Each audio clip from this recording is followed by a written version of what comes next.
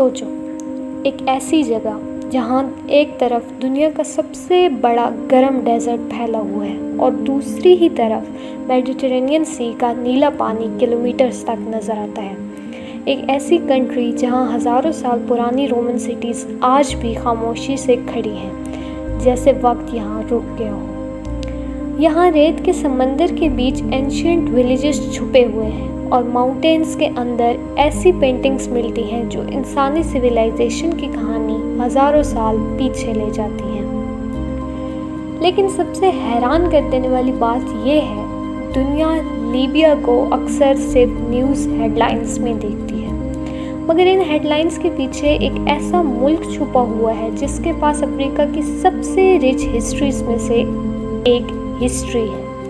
एक ऐसा देश जहाँ ancient civilization, powerful empires, endless deserts and Mediterranean culture एक साथ मिलते हैं। आज हम एक्सप्लोर करेंगे लीबिया की वो कहानी जो बहुत कम लोग जानते हैं, इसकी 5000 साल पुरानी हिस्ट्री, इसके हिडन वंडर्स और वो सीक्रेट्स जो लीबिया को दुनिया के सबसे यूनिक कंट्रीज़ में से एक बनाते हैं। लेकिन सबसे पहला सवाल ये है, लीबिया आखिर इतना यूनिक क्यों है? अफ्रीका के नॉर्थ में एक कंट्री है जिसका नाम है लीबिया। ये कंट्री मेडिटेरेनियन सी के साथ लोकेटेड है, जिसकी कोस्ट लाइन ऑलमोस्ट 1700 किलोमीटर तक फैली हुई है। इसके नेबर्स हैं ईस्ट में इजिप्ट, वेस्ट में ट्यूनीसिया एंड अल्जीरिया, साउथ में niger, Chad and Sudan. Graphically देखा जाए तो लीबिया अफ्रीका के सबसे बड़े कंट्रीज़ में से एक है, लेकिन इंटरेस्टिंग बात यह है कि इतने बड़े एरिया के बावजूद यहाँ पॉपुलेशन बहुत कम है। लीबिया का ज़्यादातर हिस्सा सहारा डेजर्ट कवर करता है और यही चीज़ इस कंट्री को दूसरी जगहों से बहुत डिफरेंट बनाती है, क्योंकि जब हम डेजर्ट के बारे में सोचते हैं तो अक्सर हमारे माइंड में आता है कि एक एम्प्टी लैंड है जिसको हम इमेजिन करते हैं।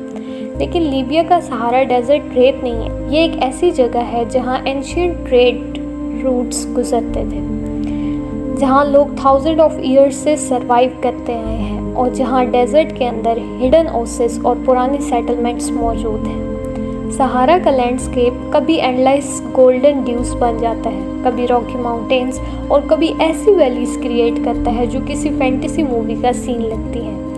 लेकिन इंटरेस्टिंग बात यह है कि इतने हार्श डेजर्ट में लोग हज़ारों साल पहले कैसे रहते हैं, है ना सोचने की बात। तो इसका जवाब लीबिया की एंशिएंट हिस्ट्री में छुपा हुआ है। लीबिया की कहानी 5000 साल पुरानी है। आज का लीबिया एक मॉडर्न कंट्री है, लेकिन इस ज़मीन की कहानी बहुत पुरानी है। थाउजेंड ऑफ ईयर पहले जब दुनिया के बहुत से रीजन्स डेवलप हो रहे थे, लीबिया ऑलरेडी सिविलाइजेशंस का सेंटर बन चुका था। सबसे पहले यहाँ एंशिएंट बर्बर कम्युनिटीज़ रहती थी। ये लोग नॉर्थ अफ्रीका के ओरिजिन इन्हेबिटेंट्स में से थे। इन्होंने डेजर्ट एनवायरनमेंट के साथ अडेप्ट करना सीखा और अपनी यूनिक कल्चर डेवलप की। फिर मेडिटेरेनियन के अक्रॉस से लोग आए। फेनिशियंस ने यहाँ ट्रेडिंग सेटलमेंट्स इस्टेब्लिश की।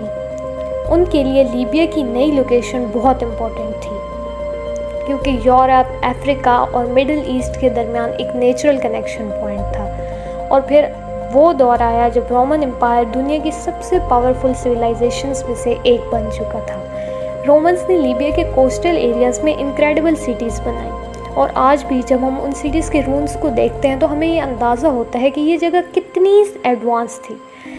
सबसे फेमस एग्जाम्पल है लेप्टिस मैग्ना, एक ऐसी रोमन सिटी जहाँ massive buildings, market places, temples और थिएटर्स बनाए गए थे। सोचो, जब दुनिया के कई एरियाज़ में बेसिक सेटलमेंट्स एग्जिस्ट कर रही थी, उस वक्त लीबिया के कोस्टल सिटीज़ में ग्रैंड आर्किटेक्चर और इंटरनेशनल ट्रेड चल रहा था।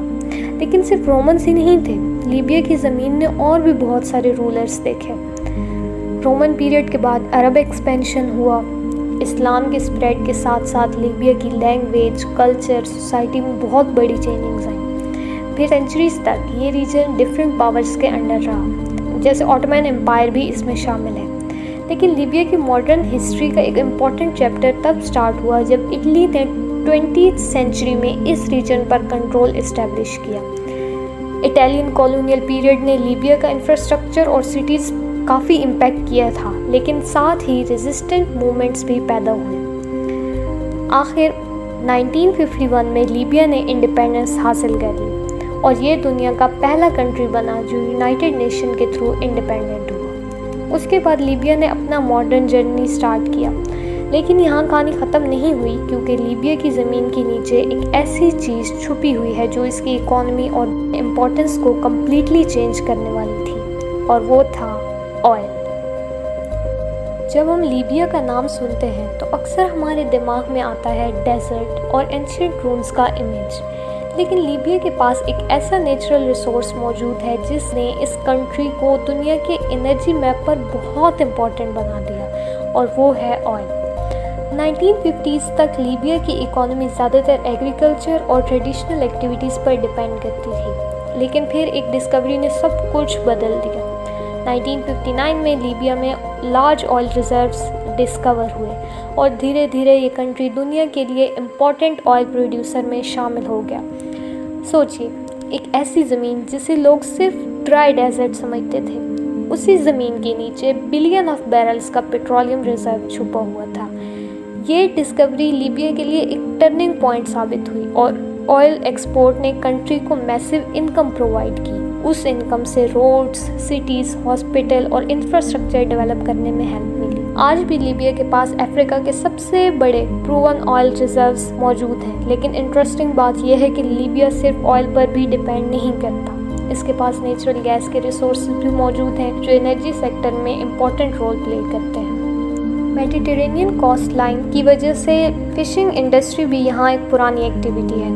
कोस्टल एरियाज में रहने वाली कम्युनिटीज़ जनरेशन से समंदर से कनेक्टेड है। और फिर आती है एग्रीकल्चर। अब क्योंकि लीबिया का ज़्यादातर हिस्सा सहारा डेजर्ट पे मुश्तमिल है, तो इस वजह से वहाँ पे फार्मिंग ईजी नहीं है, लेकिन जहाँ पे पानी अवेलेबल होता है वहाँ डेट फार्मिंग, ऑलिव्स और कुछ वेजिटेबल्स ग्रो की जाती हैं। यानी लीबिया की स्टोरी एक इंटरेस्टिंग कंट्रास्ट है। एक तरफ एंडलेस डेजर्ट है, दूसरी तरफ वो रिसोर्सेज जो इस डेजर्ट के अंदर ही हिडन है। लेकिन अब सवाल ये है कि अगर लीबिया के पास इतनी वेल्थ और रिसोर्सेज हैं, तो फिर ये कंट्री टूरिज्म के लिहाज से फेमस क्यों नहीं है? ट्रायर्स देखते होंगे, क्योंकि इस कंट्री में कुछ ऐसी जगह भी मौजूद हैं जो दुनिया के फेमस टूरिस्ट डेस्टिनेशंस को भी कम्पीट कर सकती हैं।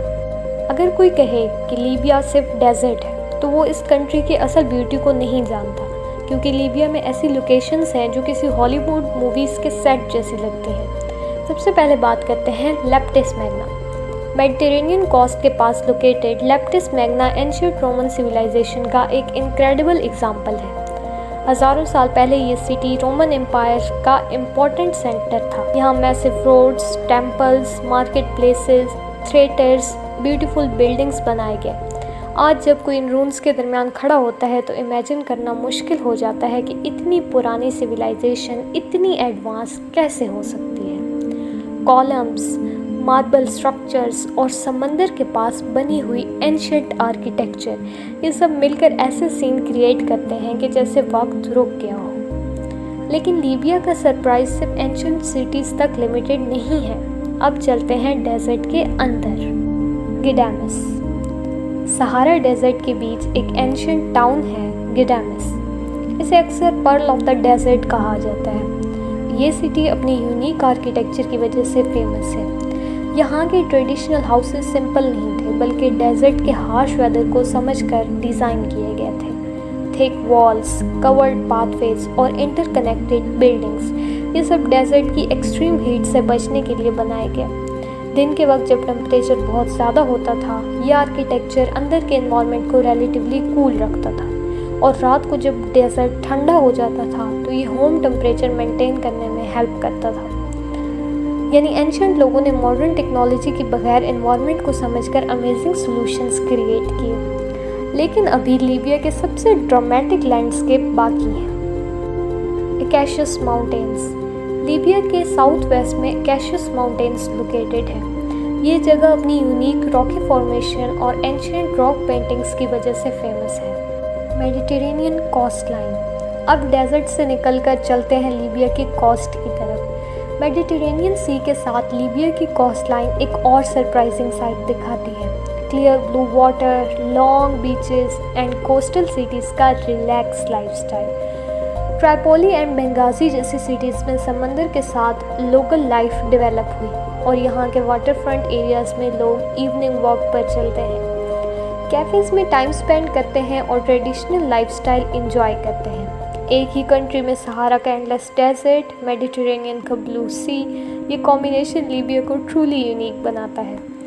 लेकिन अगर आप सोच रहे हैं कि लीबिया सिर्फ पुरानी बिल्डिंग्स और ब्यूटीफुल लैंडस्केप्स का नाम है, तो एक और इंटरेस्टिंग साइड बाकी है, क्योंकि किसी भी कंट्री की असली पहचान उसके मोनूमेंट नहीं, उसके लोग, उनकी कल्चर और उनकी डेली लाइफ होती है। और अब हम देखेंगे कि आज का लीबिया कैसा है। जब हम लीबिया के बारे में सोचते हैं तो अक्सर हमारे दिमाग में एंशियंट रून्स, सहारा डेजर्ट्स या ऑयल फील्ड्स का इमेज आता है। लेकिन किसी भी कंट्री को समझने के लिए सिर्फ उसकी हिस्ट्री देखना काफ़ी नहीं होता, उसके लोगों की डेली लाइफ, उनकी ट्रेडिशंस और उनके कल्चर उस कंट्री को असल आइडेंटिटी देते हैं। लीबिया की सबसे खूबसूरत चीज़ों में से एक है उसके लोगों की हॉस्पिटैलिटी। लीबियन कल्चर में मेहमान नवाजी को बहुत इम्पोर्टेंस दी जाती है। अगर कोई मेहमान किसी घर में आए तो उसका वेलकम अक्सर ट्रेडिशनल फूड, चाय और वार्म कन्वर्सेशन के साथ किया जाता है। यहाँ की सोसाइटी में फैमिली और कम्युनिटी का रोल बहुत स्ट्रॉन्ग है। लोग अपनी ट्रेडिशंस को जनरेशन से प्रिजर्व करते आए हैं। लेकिन आज का लीबिया सिर्फ पुरानी ट्रेडिशंस तक लिमिटेड नहीं, बल्कि मॉडर्न सिटीज़ भी इसकी स्टोरी का एक इम्पॉर्टेंट हिस्सा है। ट्राइपोली, लीबिया का कैपिटल सिटी ट्राइपोली, ये मेडिटेरेनियन कोस्ट पर लोकेटेड एक हिस्टोरिक सिटी है। इस सिटी में पुरानी इस्लामिक आर्किटेक्चर और मॉडर्न अर्बन लाइफ दोनों एक साथ नज़र आते हैं। ट्रिपोली का ओल्ड सिटी एरिया, जिसे अक्सर मदीना कहा जाता है, narrow streets, traditional markets, historical buildings, ये सब इसे फेमस बनाती हैं। यहाँ चलना ऐसा फील होता है जैसे आप हिस्ट्री के अंदर वॉक कर रहे हों। पुराने मार्केट्स में ट्रेडिशनल प्रोडक्ट्स, हैंडमेड आइटम्स और लोकल कल्चर की झलक मिलती है। और दूसरी तरफ सिटी के मॉडर्न एरियाज़ में रेस्टोरेंट्स, कैफ़ेज़ और डेली अर्बन लाइफ नज़र आती है। मेडिटेरेनियन के पास होने की वजह से ट्रिपोली का लाइफस्टाइल समंदर से भी कनेक्ट है। शाम के वक्त वाटर फ्रंट एरियाज़ पर लोग वॉक करते हैं, फ्रेंड्स के साथ टाइम स्पेंड करते हैं और सिटी की रिलैक्स एटमॉस्फेयर को एंजॉय करते हैं। लेकिन लीबिया की स्टोरी सिर्फ कैपिटल तक लिमिटेड नहीं। बेंगाजी, लीबिया का ईस्ट में एक और इम्पोर्टेंट सिटी बेंगाजी। ये सिटी मेडिटेरेनियन कोस्ट पर लोकेटेड है और हिस्टोरिकली ट्रेड और एजुकेशन का इम्पोर्टेंट सेंटर है। बेंगाजी में यूनिवर्सिटीज़, मार्केट्स और कल्चरल स्पेसेस मौजूद हैं। यहाँ का लाइफस्टाइल ट्रिपोली से थोड़ा डिफरेंट फील होता है।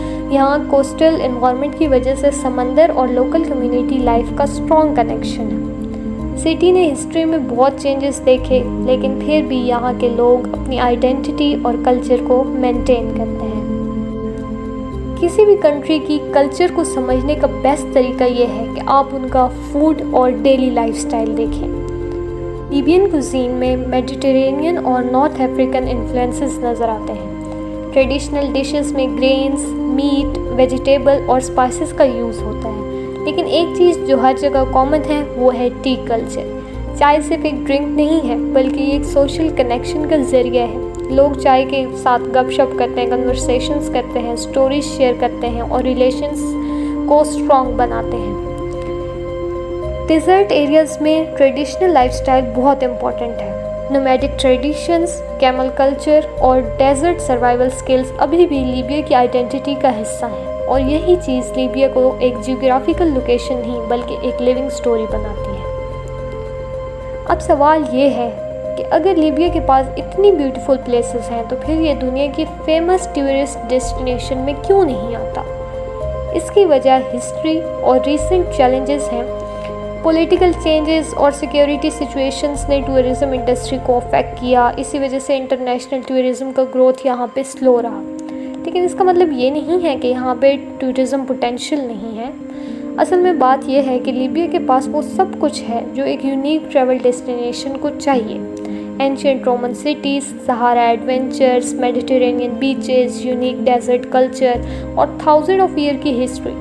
अगर फ्यूचर में इंफ्रास्ट्रक्चर और टूरिज्म फैसिलिटीज़ इम्प्रूव होती हैं तो लीबिया अफ्रीका को सबसे फैसिनेटिंग डेस्टिनेशन में से एक बना सकता है। लेकिन अगर कोई लीबिया ट्रैवल करना चाहे तो लेटेस्ट ट्रैवल एडवाइज़र्स और लोकल सिक्योरिटी कंडीशंस चेक करना बहुत ज़रूरी है, क्योंकि किसी भी डेस्टिनेशन की ब्यूटी एंजॉय करने के लिए सेफ्टी सबसे पहले आती है।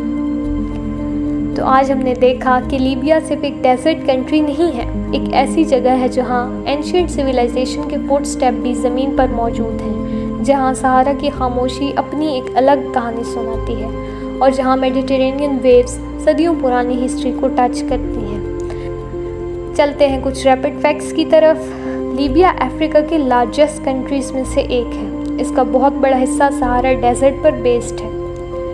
इसकी मेडिटेरेनियन कोस्ट लाइन बहुत लंबी है। यहाँ दुनिया के कुछ इम्प्रेसिव रोमन रून्स मौजूद हैं। लीबिया के पास अफ्रीका के लार्जेस्ट ऑयल रिजर्व्स मौजूद हैं।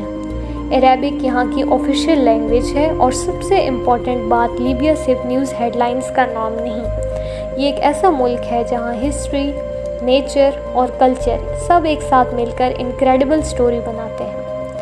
शायद आज लीबिया दुनिया का सबसे पॉपुलर टूरिस्ट डेस्टिनेशन नहीं है, लेकिन इसके हिडन ट्रेयर्स प्रूव करते हैं कि कभी कभी सबसे अमेजिंग प्लेसेस वो होती हैं जिनके बारे में दुनिया सबसे कम जानती है। आप क्या सोचते हैं? क्या आप कभी लीबिया एक्सप्लोर करना चाहेंगे? कमेंट में ज़रूर बताएं। और अगर आपको दुनिया के हिडन प्लेसेस और अमेजिंग कंट्रीज़ की स्टोरीज़ पसंद हैं तो वीडियो को लाइक करें, चैनल को सब्सक्राइब करें। मिलते हैं नेक्स्ट डॉक्यूमेंट्री में एक और फैसिनेटिंग डेस्टिनेशन के साथ। अल्लाह हाफिज़।